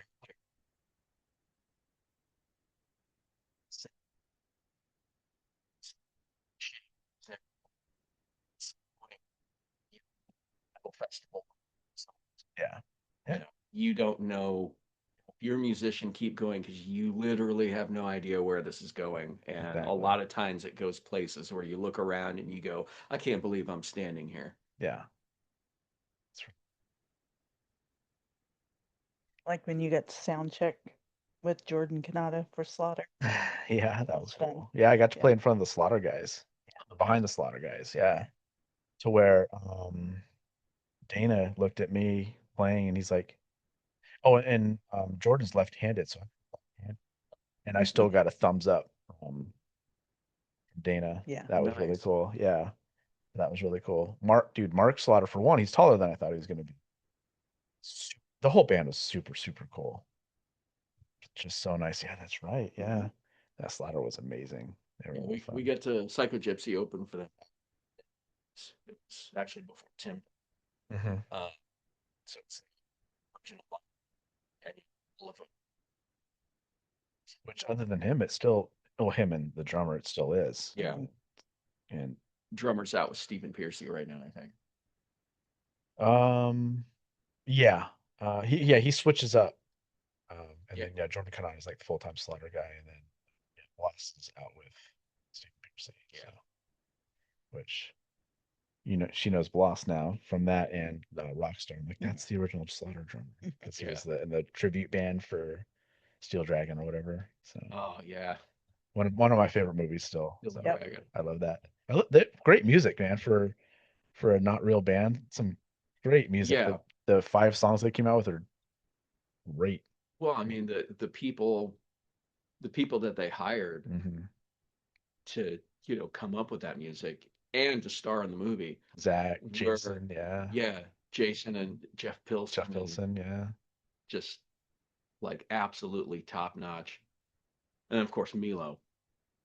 And Jeff Scott Soto too, yeah. Yeah, Jeff Scott Soto. Yeah. Yeah, we just did an episode on that a couple months ago with the guest, and we all watched it. It's like, God, every time I watch this, I'm like, for one, I see something new, and two, I'm like, it's just such a great movie. Mm-hmm. It really is. Like, it showcases the '80s for sure. Just the scene where the two tribute bands are fighting in the parking lot. And they're, Yeah. one of them's mad because like the lapels on the other You're- guy's I, jacket you aren't the ever right remember Bobby having blue lapel? No, I don't. Get your flyer off my car. Yeah. It's just and it's funny because that movie's written brilliantly. Yeah. And what makes that scene funny is that is absolutely something that would have happened. As ridiculous as that scene seems, Hmm. that totally would The have one happened. band taking the other ones off the windshield and Yeah. put theirs on there, and yep, yeah, absolutely. I witnessed that when I was playing. It's all Oh, kinds yeah, of the stuff. flyer wars. Yeah, Oh man. you go up higher so that no one else can reach it to tear yours down, or Yeah. you go like an hour later, like someone else is over yours, and oh yeah, all the time. You'd have to constantly go back and redo it. Redo it, yeah, yeah. I remember guys taking ladders and go to each pole and climb up as tall as they could on the ladder and put it up there and just let people see it. But like no one else is getting to this without a ladder. Every band had a particular color that they went with. Like Poison went with the green flyers, so these Like bright neon, yeah. bright neon green. I remember Psycho Gypsy. I even remember the name of the color. It was Fireball Fuchsia. Our flyers were always Fireball Fuchsia. Nice but it was just like it was nice and bright, and it was a really unique color. So like if you were looking at a wall of like 100 flyers, ours just jumped right out at you. Space Station's like, what is that flyer that's Yeah. down there? Oh, Psycho Gypsy's playing at the Mason Yeah. Jar. Exactly. So what do you like to do that isn't music based right now? Oh, yeah, there's a lot of stuff. I kind of like doing things because my year last year was just so ridiculous and chaotic that I've kind of like picked up these little hobbies that are sort of like a lot quieter than things I used to do. Yeah. So I kind of get into my Zen spot, and then I think it'll actually help when I need to get on stage and become Tim Tantrum, because Tim Tantrum is ridiculous and He's very loud. difficult. Yeah. Yeah.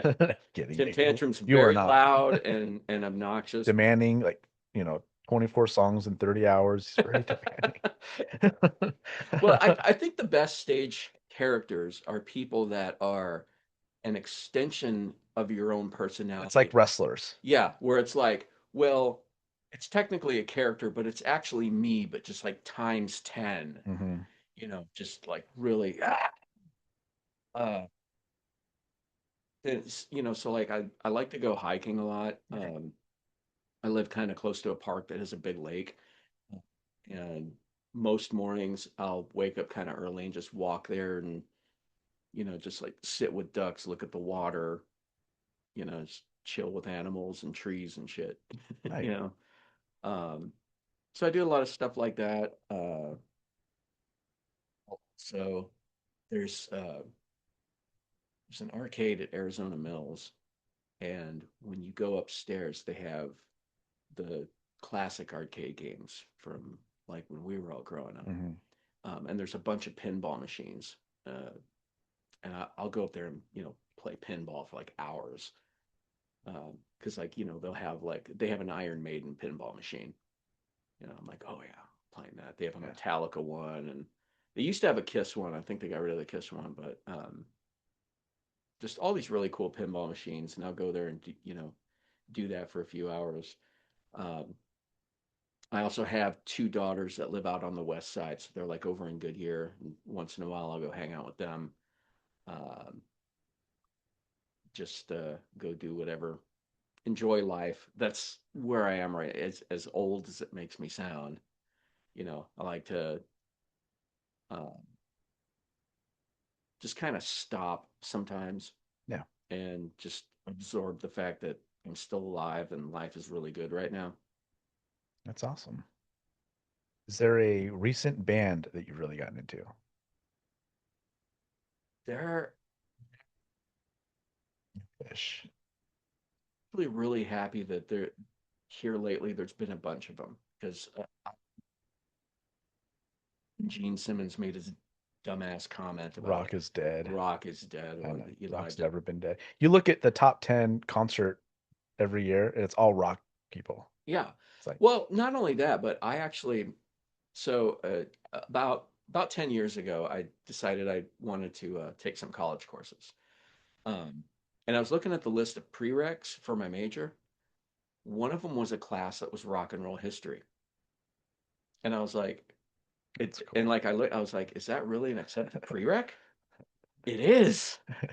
Easy Good at A. that, yeah. So I took that, and a bunch of it I already knew, but like some of it was stuff I didn't know. But one of the things I learned in that class was that the way rock has been since its inception is it'll be like really ridiculously big, and then it'll taper off for a little bit, and then like It's massive again. yeah, Yep. a new act will come out that'll just shift everything.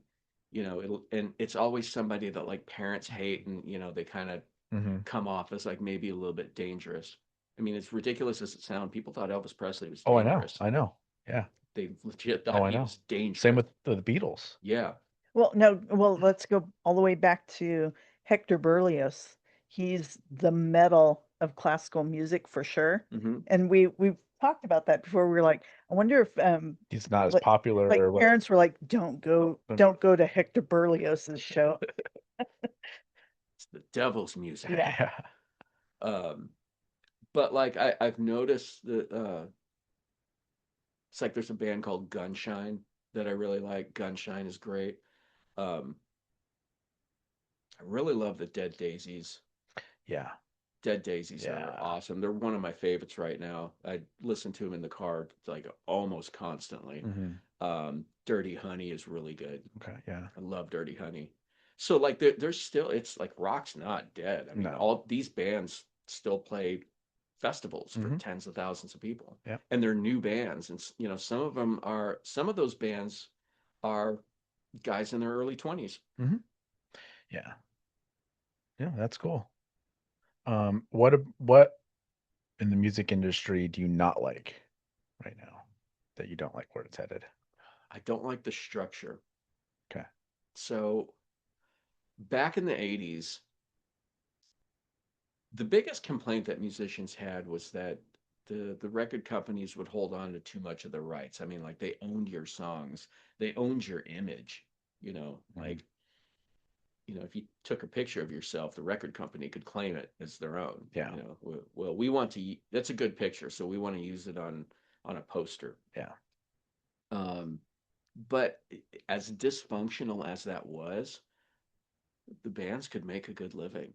You know, it's just the structure of it, because like you'd have a record company, you know, you'd get signed, record company would just throw gobs of money at you, you know, to say, you know, put out a record, you know, hire an artist to make the cover, you know, here's a bunch of money to promote it so people know you know, will cover the cost of an MTV video that'll get you some exposure. And it was this formula that, you know, if you were a band that put out good music, you could also be put front and center into the public's attention, and make all that money back to pay the record company back, you know, plus whatever their profit is, and put a good chunk of profit in your own pocket. I mean, these people were living in mansions and Yeah. driving Lamborghinis, and you know, there was a, you know, yeah, it sucked that the record company owned everything, but at least you could make a living. You know, now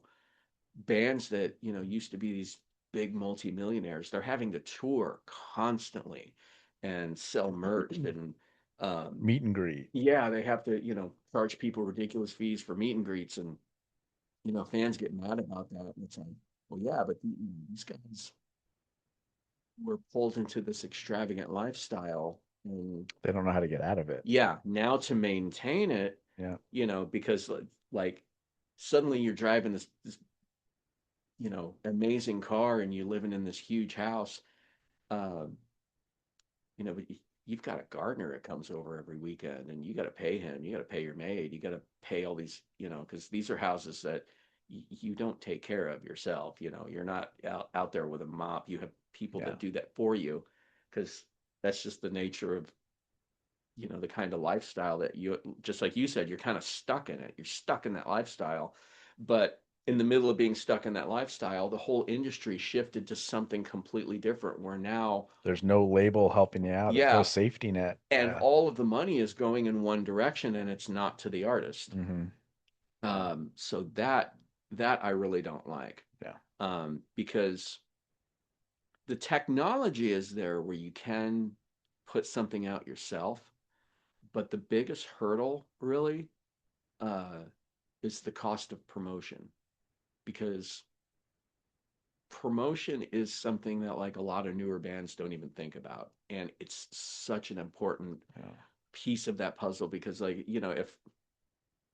if John and George came back from the dead and the Beatles did a reunion, but you didn't tell anybody about it, no one would show up. It doesn't Yeah. matter that it's the The Beatles. Beatles. Exactly. You have to promote. You have to. So it's like you could put out the next Appetite for Destruction, and if you don't already have the funds in your pocket to promote it and put it out there, No one's gonna ever hear it. yeah, no Yeah. one will hear it. Yep. I get that. Yeah, for sure. And I mean, there's no street teams, or again, the Right. label's not help. There's not a team from the label that's doing this for you as well. You got to do it yourself nowadays too. Yeah, you got to So promote on social media, because like you can't even do the flyers anymore, because no, now it's like illegal to hang a flyer anywhere. yeah, yeah. And I mean, if you got to make sure all your band members are on social media, or Hmm. if they're not, and like, I don't really want to, like, too bad. I don't care. And you have to make sure they're all on the same page. Because back in the day, everyone in the band was walking on a certain street, putting up flyers. Yeah. Not one of them was like, nah, I don't really want to do that. No, they all did it. Mm. And you had your groupies and your friends helping on the other streets too. Like LA, for example, Hollywood Boulevard, and you've got, Sunset Strip. They're all on different streets going and putting flyers up everywhere. It's kind of like that now with social media. Everybody's got to have it. Here's the poster. Everyone post it, post it on Facebook, YouTube, TikTok, freaking, X, or, you got it. It's the same thing. Now, instead of streets, it's Yeah. platforms. So, And you have to push it hard, because like, platforms like Facebook, they control the algorithm. hmm So it's like you can post something and you have no idea how many people are going to see it. Or if they're going to see it that same day, they could see Yeah. it 3 days later. It's already happened. Right. So, yeah. You know, show comes and goes, and now the flyer's coming up in Yeah. their Like, feed. oh, man. Oh, they're playing. Oh, no, it was last Friday. Never mind. Yeah. Yeah. Because I get that all the time too. I'm like, oh, shit, that was actually last Thursday. It's Tuesday now, the next week. So that's not happening. So, yeah, That's why you're constantly having to push, like, every hour, let's repost it. people Yep. like people get tired of hearing it, but it's like, I know you're tired of hearing it, but we have to say this all the time. But like and follow, like and Yep. follow, like and follow, like and follow. Yeah. Please Subscribe, Yeah. follow, hit that little bell on YouTube. And Yeah. it helps us. And, the more you help us, the more we can help you. We can do cool stuff. Yeah. We get it. Like, we're always trying to get a lot more people. I want to be able to quit my job and do this. Yeah. Um, I not to say I don't like doing music, um, but I do like this a little bit more, Hmm. only because we're meeting new people all the time, which I Yeah. really, really like, which I didn't think I'd ever say. I never used to like meeting people. Didn't used to really like people, but like, I guess I had a curious side to myself that I didn't know about, and I'm like, always love hearing people's stories and learning more about what they're passionate about and stuff like that. Yeah. And obviously, 4.5 years in, I enjoy doing it. Um, Plus, I know I can sit down on my drums and play whatever I want whenever I want. I'm that confident in my playing that it's always a challenge to me, but it's not a challenge to me, if that makes Yeah. sense. Like, there's always going to be a song that someone brings that, like, I'm like, oh, that's cool. Like, cool. I can't wait to put something to it. But I'm also like, I know I can put something to it. Yeah. Whereas I'm still not sure I can do this. I don't have that confidence yet. It's probably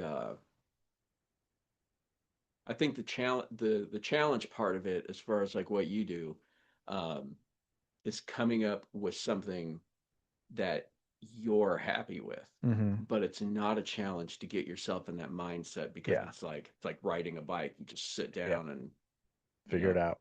Yeah.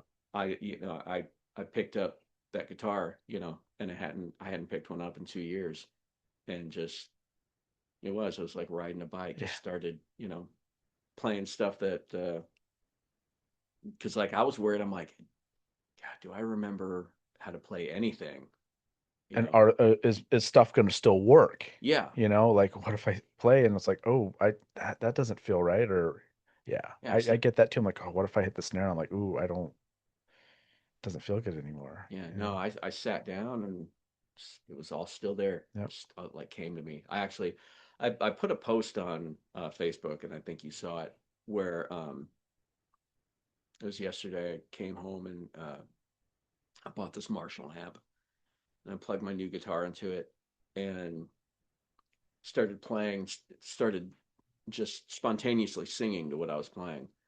Um, and it was just such a joyful moment after not having done it in a couple years, that like I literally, like, I felt tears welling up. I'm like, this feels so good. Oh my God. I didn't realize how badly I needed this. Yeah. No, I get it. Because when we came to get my drums, which is when we went stopped by your place, was when we got my drums from here and we're bringing it back there. And I had that same moment because I hadn't played since I left. And I was like, what if I can't do this anymore? Because it's weird. You could Yeah. be playing for 25 years and you take like 2 years off. And you're like, I don't know if I can play anymore. Right. I don't know why we get that doubt, but I got it too. So I totally understand. I sat down and just started playing, and she doesn't know any better. She's like, oh my God, you're freaking amazing. And I'm like, to me, I'm like, I sound like total dog shit. I think the fear comes from how much it means to you. Yeah. That you don't Because want to lose it, yeah, because that would be devastating. it would. Yeah. It absolutely would. Yeah. So yeah, I'm glad you understood that too, of the whole like confidence of, yeah, I know I can go do that right now. I can Right. sit down, you can hey, play this and play the intro to, Over the Mountain. Sure. Yeah, got it. Done. Whatever. But One of the best intros of all time. that and Painkiller for sure. Mm. God, I love that intro. That's so good. That, like, I was speechless the first time I heard the beginning of Painkiller. Like, I put that I bought it on cassette, and I put it on, and it just, Right. I mean, there's no getting away around it. my reaction was what? Hi, I'm Scott Travis. I just joined Judas Priest. Here's my welcome committee right Yeah. here. Yeah. This Here's is what I have to say. This is my hello handshake. Yeah. Whoa. Welcome, Scott. Yep. That was awesome. Just I remember hearing that too. I'm like, oh, Judas Priest got a new drummer. Okay, he's American. Okay, like, oh shit. Oh. This is what we do in America, sir. Yeah, Yes. that was crazy. Yeah, that's still my favorite drum intro. Yeah. Just so great because he just carries it through the whole song too. Just that double bass, and it's so good. Yeah, love that. That is intro perfection. It right there. is. Yep. All right. Since Justin is a drummer and the podcast is called Drumming Up Conversation, who are your favorite drummers? Ooh. When I first started learning how to play drums, I actually started just like kind of air drumming. But I had friends that were drummers and had drum kits, so I had an understanding as to where everything was, like where the bass drum would be on my right foot, and I'd have hi-hat over here. So at first I just started air drumming to like my imaginary kit, and the first one was I Love It Loud, Eric Carr. Nice. So Eric Carr was my first drumming influence. Later Eric Singer, because Kiss is my favorite band. Mhm. Eric Singer's just a phenomenal drummer. I saw him with Alice Cooper when he played here on Halloween in like 2007 or something, I think it Yeah. was. Eric played with everyone. Yeah. He's played with Badlands, Black Sabbath, and Lita Ford, and he's in an Olivia Newton-John video. Probably. Like, and it's with like that's one of those like people look at me and they're like, "You like Olivia Newton-John?" Oh my God, I love Olivia Newton-John. Like, I came across this video and I was watching it, and I kind of squint my eyes a little bit and I go, "Is that Eric Singer?" And I look it up and I'm like, It is. It's Eric Singer. It's like Kenny Aronoff too. It's like you look at his stuff, it's Yeah. like, oh my God. Yeah, I've heard him play a few songs. Yeah. Or who was it? I was looking up the other day, the guy that's with Ringo's band now. Oh my God, I'm blanking on his name. But he played with like Satriani, and he was David Lee Roth's first drummer when he went solo. Oh, Greg Bissonette. Thank you. Yes, Yeah. Bissonette was like, I was looking at his stuff the other day. I'm like, good fucking God. The guy can play anything.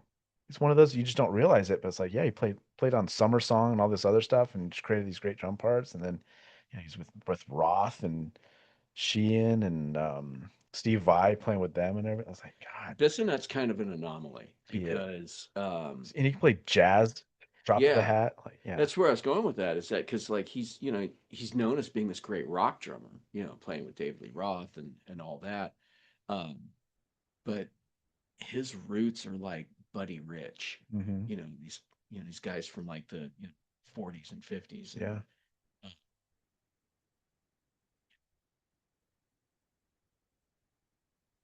any younger kids out there, especially if you're aspiring drummers and you don't know who Buddy Rich is.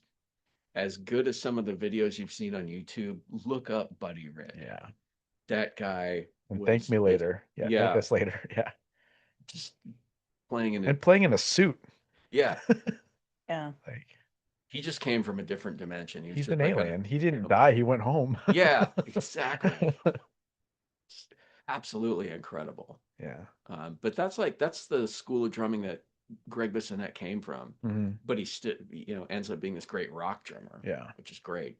Yeah. And I was playing with Ringo, which is cool. Yeah. So yeah. Anyway, maybe- Other influences. sure. Um,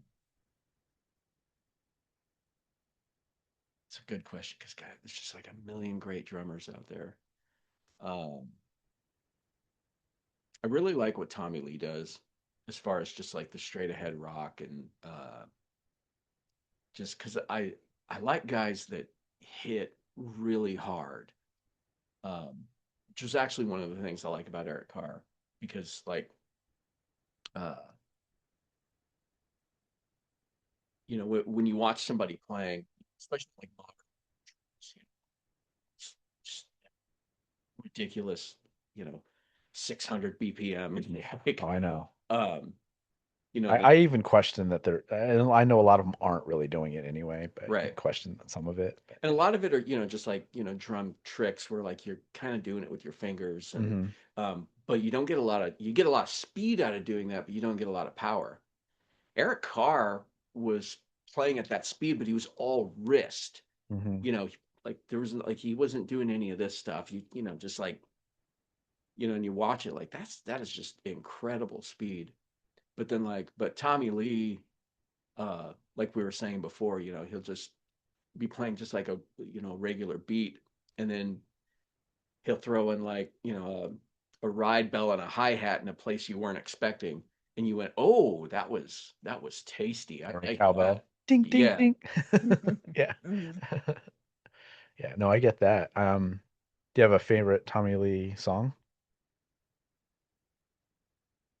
As far as his Strumming, drumming, yeah. I really like Primal Scream. That's my favorite too. What he did Yeah. on Primal Scream, and I was all almost gonna say 3, 2, 1, go. yeah, Primal Scream. Yep. And then also what he did on Hooligan's Holiday. Okay. Okay. Yeah. That's some great drumming on that track as well. Yeah. Primal Scream's my favorite. When he does his little tom hits too. Yeah, he's going on the ride in the snare, and he kind of like goes over here and hits that open hi And he hat. chokes the cymbal and all. Yeah. Yep. Yep. Yeah. Yeah. Oh yeah. Yeah. Yeah. That's funny. We had the same one. That's cool. No, and that wasn't originally released on anything either. That was the greatest hits one too, which was Right. crazy. It was supposed to be on Dr. Feelgood, right? Canned it for some stupid reason. Probably believe. like a record company thing. Yeah, it's like, I mean, we got to listen to it later on the greatest hits, but it's like, man, you start thinking like that's the one you cut from that album. That's an That's amazing such a song. it's like Always by Bon Jovi. Yeah. That was on a greatest hits and was supposed to be on Keep the Faith, I think, or something. It's like, what did you keep to get rid of that one? Yeah, because there's a couple of throwaways on that album. Yeah. What what what did you go with? What was the two in between? Like that and what? Yeah. Such a good song, but yeah, it's crazy how that shit works out too with record companies. I'd love to be a fly on the wall on some of those decisions. So It's weird how some songs come to the forefront. You're really not expecting it. Psycho Gypsy released an album back in, I think, 90. We didn't tell any of the radio stations what the single was, and the reason is because we didn't know. I think we had like 8 or 10 songs on there or something like that, and it's like you wrote all these, so they're all your children. yeah, yeah, that's where it's good for record labels to be involved Yeah, because sometimes they do have a better like, hey, you this got a one, guy with an ear. yeah, That's like people are gonna dig that one. this guy picked out, Sweet Child of Mine and this and this and this and this, and like, okay, cool, yeah, let's let him pick out the one he thinks is going to be the single then. Yeah, and so we gave the record to all the radio stations, and all of them picked the same song, every single one of them. So we were like, "Oh, It's our single. that's the single. Just want to be in the show." That's the one we were going with too, but we just want to make sure that that's what you thought also. Yeah. That's the one we thought. Yeah, yeah, yeah, for sure. Funniest one was that one of the radio stations we gave it to was KSLX, which is a classic Yeah. rock station, but this was a new album. So we were the only new music being played on KSLX, Huh. but it was because it had a classic sound to it. Yeah. And the DJ that played it every night, he didn't really screen the songs. So he was just like going, like night after night, we're going to play a different track off the Psycho Gypsy album. So that station actually played every track on the album at some point. And I remember I was waiting because I think he was going in order from track 1 all the way to the last song. And I was like, oh, I wonder if he's actually going to play Mr. Mephisto. Is he going to play it? I remember learning that one. It's the last line, last lyric in Mr. Mephisto is "My fist up your asshole," and I think I hold the title of the only singer to say asshole on KSLX. It's one of the ones I had to learn. I remember that. And as soon as you said the name, like, I remember that name. Like, ooh, why did I get a little like, oh God. Fun song. It is. Not the But not when you easy- have a day before to learn it though. Not the easiest one on drums. No. Do you have those still, those songs? Yeah, Psycho Gypsy. I'd like, yeah. If you can, send me those. Yeah, Because absolutely. unless they're streaming somewhere. They're probably on YouTube. I think they are. Okay. There might even Send be. me the link just so I know it's the right one. Yeah. I like to hear those because it's been since I played that gig that I've really heard them. So it'd be fun to go back and like, oh yeah, I remember learning this guy and that. Yeah. So she can feel my pain too. So Mephisto's one of those ones that like any drummer that we've ever been like, yeah, so this song's in our set list, and they listen to it, they go, whoa, wait, what? What? Yeah, you can have that down by tomorrow, right? yeah, sure. I'm gonna have to. The gig's tomorrow night, so I don't have a choice unless I'm gonna lose this thing. So very cool, man. Well, thank you for doing this. Yeah. We'd love to have you on again down the road too. Hopefully it's us after we maybe release some stuff. We'll, have you and Mike in or something if Yeah. that's a route we take. But where can our listeners find everything you have going on? Right now, I'm primarily on Facebook. Just look up Tim Cheney or Tim Tantrum. You can find me there.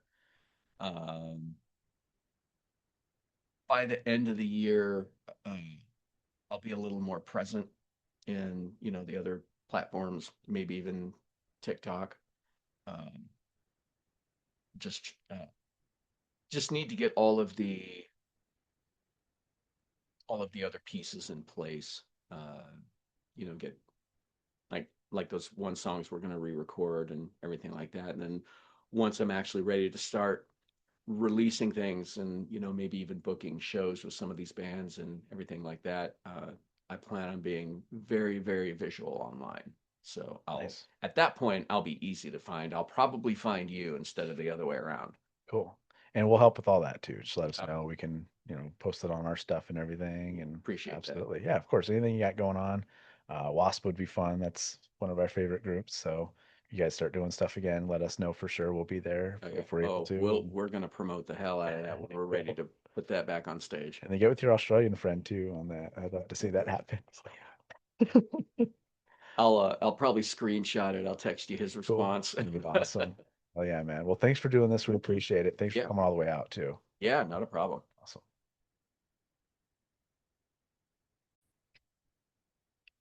This week's Flagstaff CreepyCon prize pack giveaway question is In the movie Subspecies, what was the name of Radu's brother?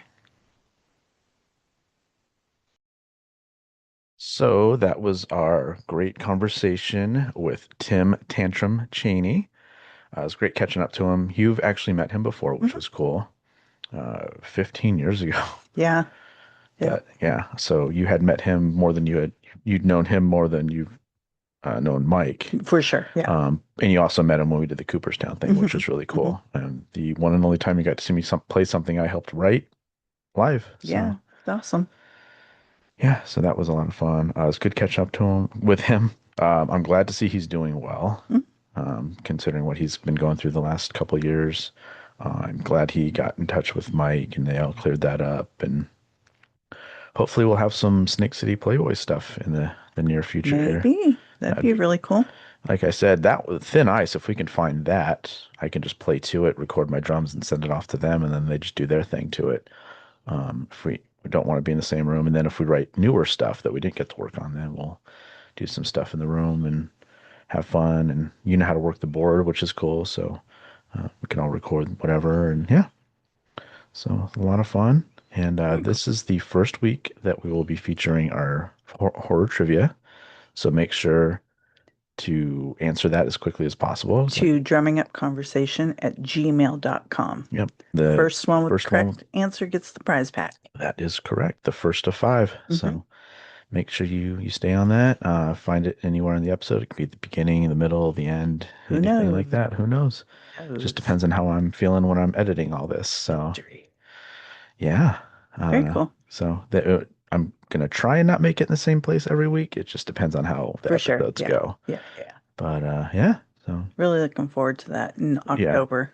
That's going to be a lot of fun. yeah. We're looking. Besides Flagstaff being one of our favorite places to go.